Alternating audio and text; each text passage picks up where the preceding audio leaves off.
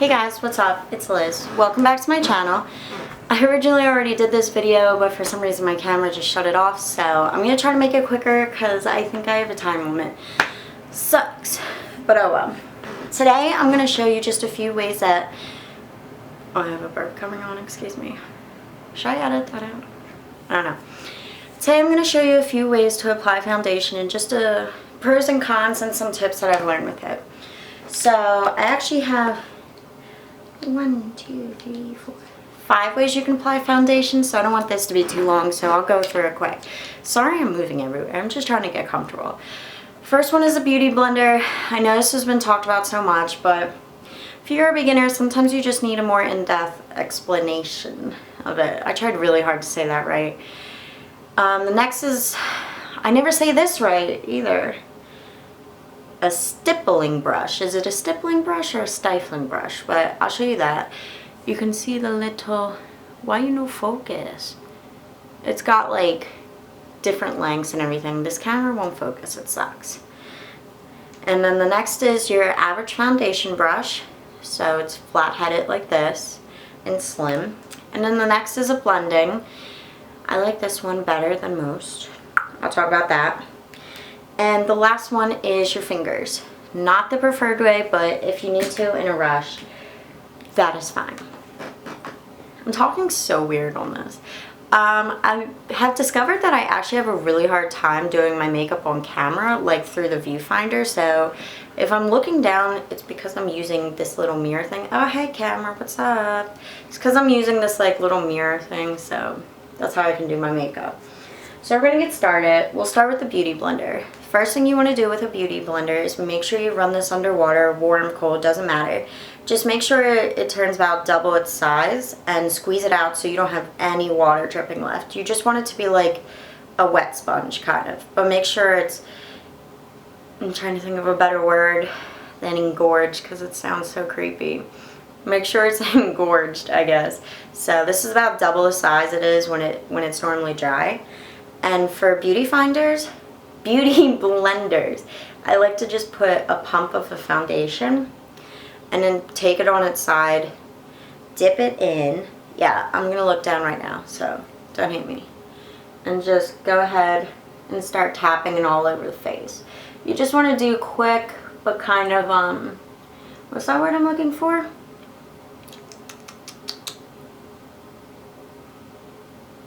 Hard taps. You don't want to be like fragile like it, but like go ahead, like push it in your skin. Don't be nervous about it. I'm not going to do my full face because there's so many different techniques and I'm taking a shower right after this, so I don't want to kind of have a waste of foundation.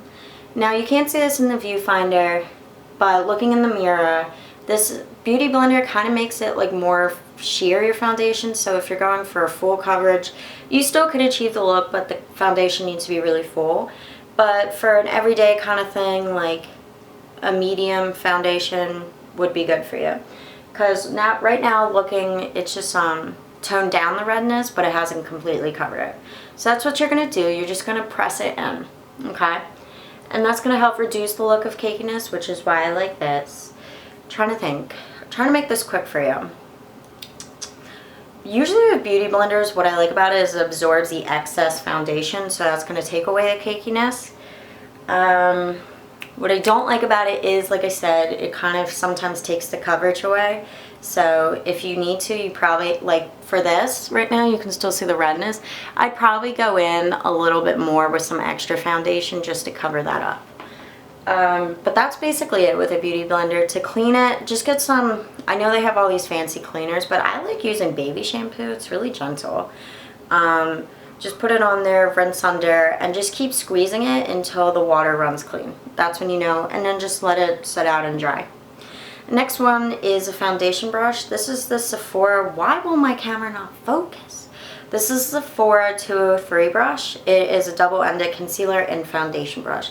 Foundation brushes are going to be a flat head like this, and smooth. What you're going to do with that is, once again, I'm going to put the pump on my hand. I just don't usually like putting it on my face. Just lightly dip it because you don't want to get too much. And the whole thing with foundation brushes is make sure you take it down your face, not up, because up is the makeup's going to clog your pores. So I'm going to give myself some added coverage here.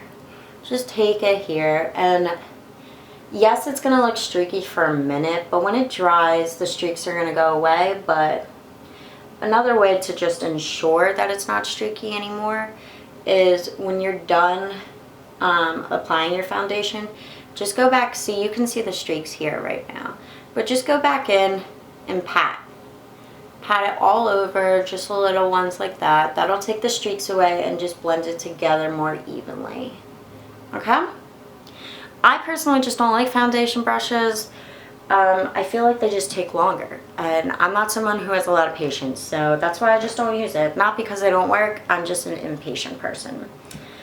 My next one is the stippling brush, I think they're called. Now this is a small one, so it will take more time. I just got this for certain areas because what's good about this is it'll get in all your creases, especially like your nose here, where it can be hard to reach, and your lines around here.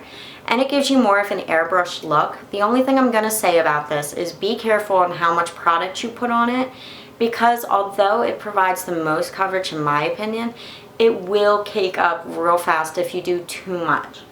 I just like to add, I usually go in with a beauty blender, then go in with this and just put it extra on my cheeks because that's where it needs the most coverage.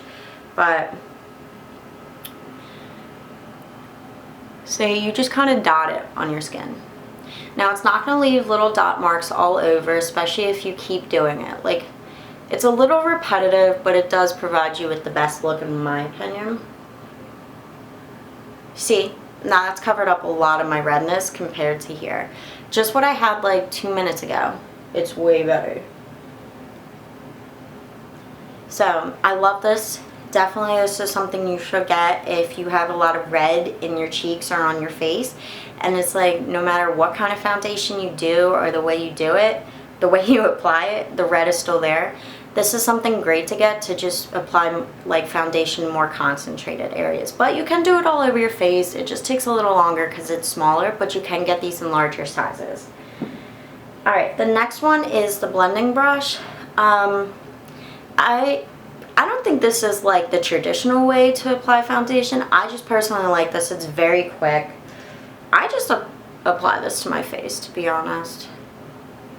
Like, I just take this and then I just, like, I know they say it's not great for dry skin, but screw it. My skin's always really dry, so I don't care if it gets a little dry even more, because I really take care of it with, like, hydration products.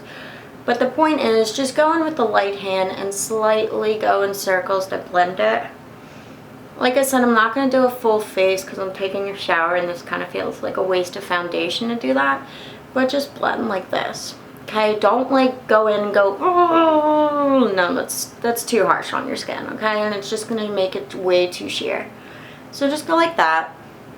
I mean, my cheeks already look better. Obviously, I didn't really take much time to blend it, but I'm lazy, so whatever. And the last way is, everyone always tells you no fingers, no hands, get it out.